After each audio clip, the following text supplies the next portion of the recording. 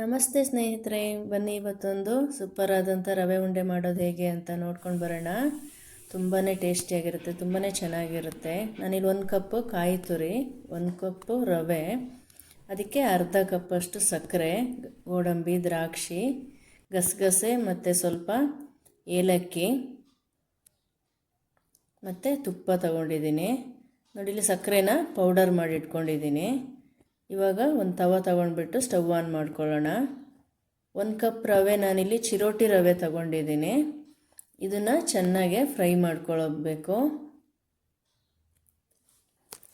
ಆದಷ್ಟು ಫ್ಲೇಮ್ನ ಸ್ಲಿಮ್ಮಲ್ಲಿ ಇಟ್ಕೊಂಡು ಒಂದು 5ರಿಂದ 10 ನಿಮಿಷ ಚೆನ್ನಾಗೆ ರವೆನ ಫ್ರೈ ಮಾಡಬೇಕು. ರವೆ ಎಷ್ಟು ಚೆನ್ನಾಗಿ ಫ್ರೈ ಮಾಡ್ತೀವೋ ಅಷ್ಟು ಚೆನ್ನಾಗೆ ರವೆ ಉಂಡೆ ಬರುತ್ತೆ. ತಿನ್ನೋದಕ್ಕೆ ಕೂಡ ತುಂಬಾ ಟೇಸ್ಟಿಯಾಗಿರುತ್ತೆ, ಚೆನ್ನಾಗಿರುತ್ತೆ. ಇದನ್ನೊಂದು 3-4 ಡೇಸ್ ಬೇಕಾದ್ರೆ ಅವಾಗ ಇಟ್ಕೊಳ್ಬೋದು. ಮಧ್ಯದಲ್ಲಿ ಸ್ವಲ್ಪ 1 ಸ್ಪೂನ್ ಅಥವಾ 2 ಸ್ಪೂನ್ ತುಪ್ಪ ಹಾಕಿ ಫ್ರೈ ಮಾಡ್ಕೊಳ್ಳೋಣ.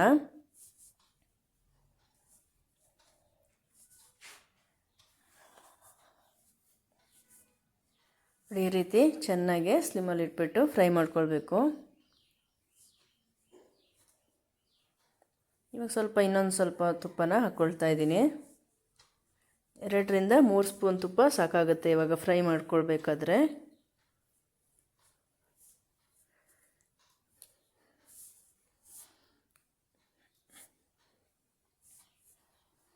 ನೋಡಿ, ಎಷ್ಟು ಕಲರ್ ಬಂದರೆ ಸಾಕು. ಇವಾಗ ಚೆನ್ನಾಗೆ ಫ್ರೈ ಆಗಿದೆ. ಇವಾಗ ಸ್ಟವ್ ಆಫ್ ಮಾಡಿಬಿಟ್ಟು ನಾವು ಇದನ್ನು ಬೇರೆ ಒಂದು ಪಾತ್ರೆಗೆ ಹಾಕ್ಕೊಳ್ಳೋಣ.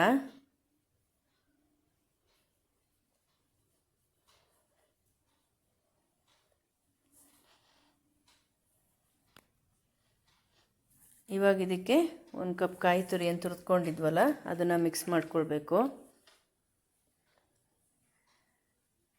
ಅದಾದಮೇಲೆ ಸಕ್ಕರೆ ಪುಡಿ ಮಾಡ್ಕೊಂಡಿದ್ವಲ್ವ ಅದನ್ನು ಹಾಕ್ಕೊಳ್ಳೋಣ.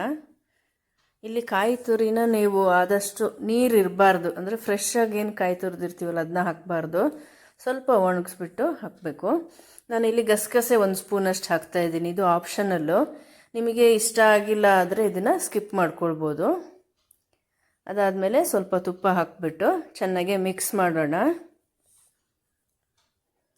ಮಿಕ್ಸ್ ಮಾಡಿಬಿಟ್ಟು ಇದನ್ನು ಸ್ವಲ್ಪ ತಣ್ಣಗಾಗೋದಕ್ಕೆ ಬಿಡಬೇಕು. ತುಂಬ ತಣ್ಣಗಾಗಬಾರ್ದು, ಅಂದರೆ ನಾವು ಕೈಯಲ್ಲಿ ಕಟ್ಟೋ ಹಾಗೆ ಅಷ್ಟು ಬಿಸಿ ಇದ್ದರೆ ಸಾಕಾಗತ್ತೆ. ಚೆನ್ನಾಗಿ ಇವಾಗ ಮಿಕ್ಸ್ ಮಾಡಿಬಿಟ್ಟು ಇದನ್ನು ತಣ್ಣಗಾಗೋದಕ್ಕೆ ಬಿಡೋಣ ಸ್ವಲ್ಪ ಹೊತ್ತು.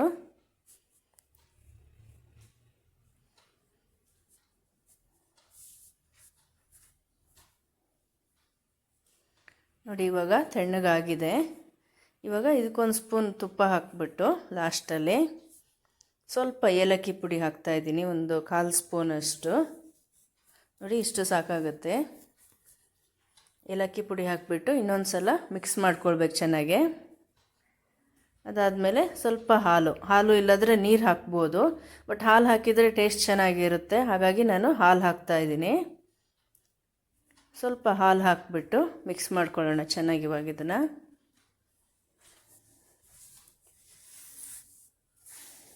ನೋಡಿ, ಇವಾಗ ಚೆನ್ನಾಗಿ ಮಿಕ್ಸ್ ಆಗಿದೆ.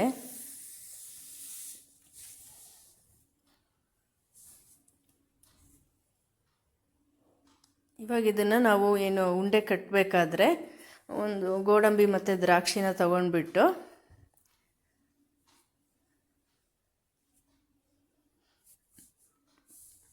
ನೋಡಿ ಅದನ್ನು ಈ ರೀತಿ ತಗೊಂಡ್ಬಿಟ್ಟು ಈ ರೀತಿ ಉಂಡೆ ಕಟ್ಟಬೇಕು. ನೀವು ಯಾವ ಶೇಪ್ ಬೇಕೋ ಮಾಡ್ಕೊಳ್ಬೋದು. ಇನ್ನು ದೊಡ್ಡದು ಬೇಕಾದರೆ ದೊಡ್ಡದು ಉಂಡೆ ಕೂಡ ಮಾಡ್ಕೊಳ್ಬೋದು.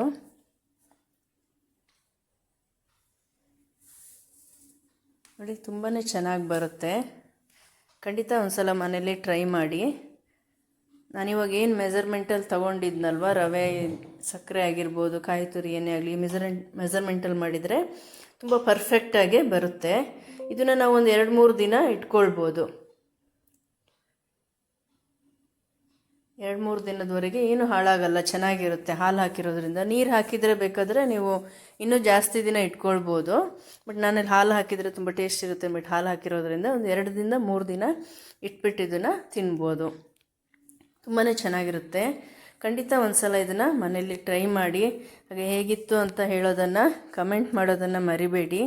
ಹಾಗೆ ಸಬ್ಸ್ಕ್ರೈಬ್ ಕೂಡ ಆಗಿ. ನೆಕ್ಸ್ಟ್ ನಾನು ಯಾವ ವಿಡಿಯೋ ಹಾಕ್ತೀನಿ ಅದು ನೋಟಿಫಿಕೇಷನ್ ಬರುತ್ತೆ ನಿಮಗೆ. ಇನ್ನೂ ಬೇರೆ ಬೇರೆ ವೀಡಿಯೋಸ್ಗಳನ್ನ ನೋಡಿಬಿಟ್ಟು ಹೊಸ ಹೊಸ ರೆಸಿಪಿನ ಟ್ರೈ ಮಾಡ್ಬೋದು ಮನೇಲಿ.